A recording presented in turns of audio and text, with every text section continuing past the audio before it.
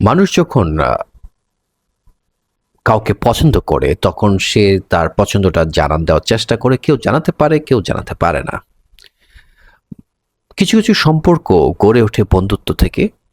আর সেখানে একটা পরে গিয়ে সেখানে ভালোবাসা শুরু হয়। কিছু ভালোবাসা পরিণত হয় আপনার পরিণয় পায় আ বিয়ে পর্যন্ত গড়ায়। আর কিছু ভালোবাসা হারিয়ে যায়।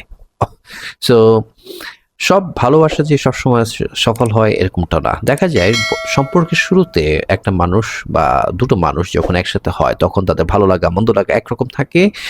আর বিয়ের পরে তাদের মধ্যে সেই সম্পর্কটা আর আগের মতো থাকে না। একটা সময় গিয়ে সেখানে সম্পর্কের মধ্যে একটা কেমন যেন একটা ভাব চলে আসে। কেউ কাউকে হয়তো ওই আগের মতো ভালোবাসতে পারে না বিভিন্ন নানাবিধ কারণে।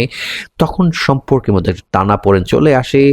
সেই সময়টাকে মানুষ চিন্তা করে এবং একটা সময় মানুষ দেখা যায় একসাথে থেকেও আলাদা, আলাদা হয়ে যাচ্ছে। দুটি সত্তা আলাদাভাবে থাকছে এবং সেই সময় কেউ চায় সেটাকে ক্যারি করতে, কেউ চায় সেখানে সম্পর্কটাকে কি করতে? আ শেষ করার জন্য। মানে সেটাকে আর কন্টিনিউ করতে চায় না। আমাদের দেশে সারা পৃথিবীতে না, আমাদের দেশে এই ঘটনাগুলো কিন্তু অনেক অহরহ ঘটছে যে সম্পর্কে কিন্তু একটা সময় পরে গিয়ে আর ভালো থাকে না এবং সেটাকে নিয়ে কিন্তু ছেদ হচ্ছে। এবং আমরা যদি পত্রিকার পাতায় দেখি তাহলে কিন্তু এই ধরনের ঘটনা কিন্তু প্রতিনিয়ত হচ্ছে এবং নানাবিধ কারণে। সেটা কারো অনেক রকম খারাপ ঘটনা থাকে। কেউ, কেউ ছোট, ছোট ঘটনা নিয়েও সেটাকে বড় করে দেখে এবং কেউ, কেউ তো সেটাকে কিভাবে দেখে সে নিজেও জানে না। হ্যাঁ, যেটা বলছিলাম একসাথে আলাদা এরকম একটা নাটক আমরা আজকে দেখতে পেলাম এবং এই নাটকটা এসছে আপনার আ হইচই তাদের প্ল্যাটফর্মে এবং এখানে অভিনয় করেছেন ইয়াশ এবং পারসা। দ্যাট মিনস ইয়াশ রোহান এবং পারসা এভানা। এই নাটকটা নিয়ে আমি যদি একটু বলতে চাই, এটাকে আমি একটু দেখতে পাচ্ছি। এটা আ স্টোরি এবং স্ক্রিপ্ট করেছেন হচ্ছে কারিনা কাইসার। এটাকে ডিরেকশন করেছেন রেজাউর রহমান। আর এইটা আমি যদি একটু এরকম বলি যে এখানে শুধুমাত্র ইয়াশ এবং পারসা ছিলেন তা না। তাদের দুটো যেহেতু আ সত্তা, তাদের দুটো ফ্যামিলি আছে। দুটো ফ্যামিলিতে বিলং করেন। ইয়াসের বাবা হিসেবে কাজ করেছেন তারিক আনাম খান। অসম্ভব ভালো অভিনয় করেছেন। তার সাথে ছিলেন রোজি সিদ্দিকী। উনিও যথেষ্ট একজন গুণী অভিনেত্রী।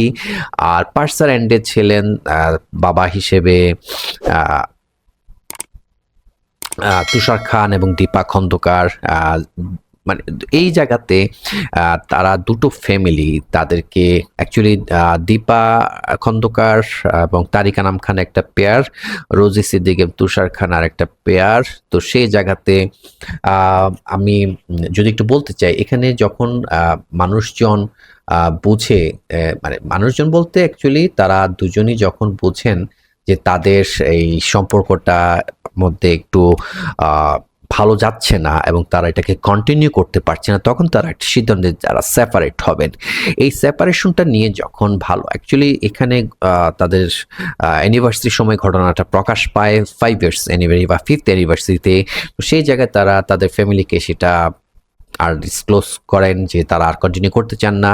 তখন দুটো ফ্যামিলি দ্যাট মিনস তাদের বাবা-মা মিলে দুটো ফ্যামিলি মিলে তাদেরকে চিন্তা করে একটা ভ্যাকেশনে যাওয়া। সেই ভ্যাকেশনে গিয়ে তারা চেষ্টা করে সম্পর্কটাকে জোড়া লাগানোর জন্য। সেখানে অনেক প্লটিং করা হয়। সেখানে অনেক নানান মজার ঘটনা থাকে। সেই জায়গাটা খুব মজা লেগেছে। বিশেষ করে তারিক আনাম খান ভাই উনি আসলে খুব ভালো অভিনেতা এবং তার চেয়ে আরো মজার হচ্ছে অভিনয় করেছেন আমাদের তুষার ভাই। আ বাকি রোজি আপা তো আছেন এবং দীপা খন্দকার তো ছিলেন। সো প্রত্যেকের জায়গায় প্রত্যেকে দারুণ অভিনয় দিয়েছেন এবং যে লোকেশনে শুট করা হয়েছিল সেটাও খুব দারুণ জায়গায় করা হয়েছে। এইরকম জায়গায় মানুষকে নিয়ে গেলে অ্যাকচুয়ালি মানুষের মন পরিবর্তন অনেকটা হয় বা হওয়ার উপযোগ থাকে। আর সেই জায়গাতে আবার যদি আ কাবাব মে হাড্ডি যদি একজন কেউ চলে আসে এরকম একটা ক্যারেক্টারও আছে। সো আমি ডিটেইলসটা বলতে চাই না। আমার কাছে খুব ভালো লেগেছে নাটকটা। আসলে at the end of the day যেটা বলতে চাই এটা আপনারা অনেকেই রিলেট করতে পারবেন হয়তোবা। আসলে জন্ম, মৃত্যু, বিয়ে, এই জিনিসগুলো তো সব উপরওয়ালার কাছে থাকে। উনি যাকে যেভাবে রিজিক সহ যেভাবে নির্ধারণ করে রাখেন, সেটা বাইরে আমি আপনি কোনোভাবে কিছু পাবো না। আমার আপনার প্রাপ্তি আমার ওভাবে আসবে, বাট আমরা চেষ্টা করে যাই, তাই তো? তো সেই জায়গাতে সম্পর্ক কিন্তু যেভাবেই হোক না কেন, যখন একটা সম্পর্ক একটা বন্ধনে আবদ্ধ হয়, সেটাও কিন্তু ওনার ইশারায় হয়। যদি সেখানে কোনো কিছু থাকে, সেটাও কিন্তু অনেক কিছু সৃষ্টিকর্তার ইচ্ছাতেই হয়ে থাকে, বাট আমাদেরও কিন্তু কিছু দায়িত্ব কর্তব্য থাকে। এবং এই ক্ষেত্রে কিন্তু দুটো মানুষ যখন একসাথে থাকে, তখন তাদেরকে দুজনকে দুরকমকেই কিছু না কিছু জায়গায় স্যাক্রিফাইস করতে হয়। দেখুন, আমি যেটা বলছিলাম, সম্পর্কের ক্ষেত্রে কিন্তু প্রেম ভালোবাসা সময় একরকম, ভালো লাগাটা থাকাটাই স্বাভাবিক, কারণ ওই সময়টা অনেক এক্সাইটমেন্ট কাজ করে। যখন আপনি একটা সময় গিয়ে আম আপনি সেখানে বিয়ে করবেন, সেখানে আপনার অনেক দায়িত্ববোধ চলে আসে। সেই দায়িত্বগুলো পালন করতে গিয়ে, একটু বেটার লাইফ লিভ করতে গিয়ে আমাদের অনেক রকম সময়ে পার করতে হয়। তখন দুজনের মধ্যে কিন্তু নানান রকম ভুল বোঝাবুঝি হওয়ার সুযোগ থাকে, এবং তৃতীয় পক্ষ বা চতুর্থ পক্ষ অনেক রকম সুযোগ নিতে পারে।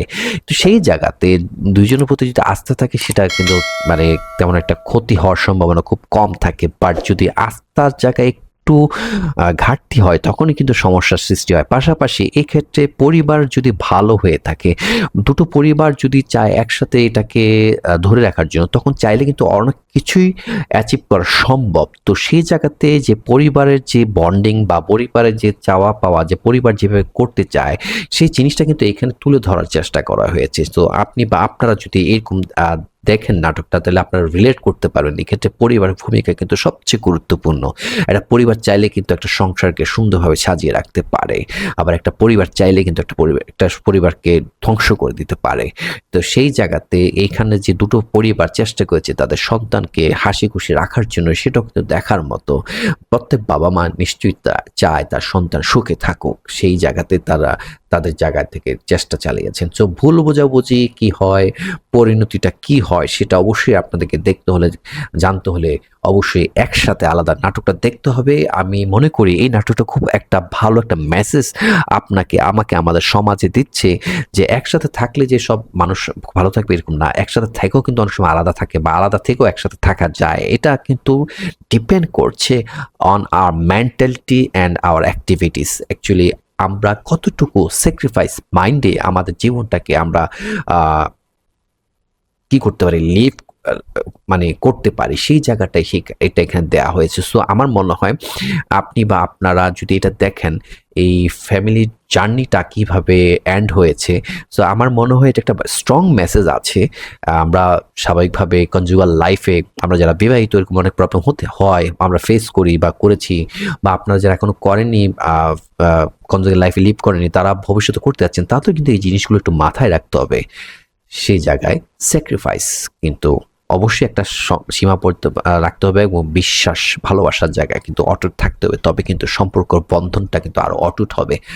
আদারওয়াইজ যে কোনো সময় যে কোনো কিছু ঘটনা ঘটে যাওয়ার একটা সম্ভাবনা থাকে। তো সেই জায়গাতে আমাকে আপনাকে কি হতে হবে, স্যাক্রিফাইস যতটুকু করা যায় করে দিতে হবে। কারণ সম্পর্ক গড়াটা যত কঠিন, ভেঙে ফেলাটা খুব সহজে হয়ে যায়, সেটা যে কোনো কারণে হোক। সো আপনারা অবশ্যই এটা নাটকটা দেখবেন, আমি রিকমেন্ড করছি। আমার কাছে খুব ভালো লেগেছে। এটা আপনারা হইচইয়ের প্ল্যাটফর্মে দেখতে পারবেন। আর কেমন লাগলো এটা অবশ্যই কমেন্টস করে জানাবেন। আমার ফেসবুকে যারা দেখছেন তারা অবশ্যই ফলো করে থাকবেন, পাশাপাশি আমার ইউটিউব চ্যানেল যারা দেখছেন, যারা ভাই আপনাদের মতামতও জানাবেন, পাশাপাশি আমার চ্যানেলটাকে সাবস্ক্রাইব করেন। পরবর্তী আরও একটা নাটক বা অন্য কোনো ইভেন্ট নিয়ে আমি আপনাদের সামনে হাজির হবো। ততক্ষণ পর্যন্ত সবাই ভালো থাকবেন। আল্লাহ হাফিজ।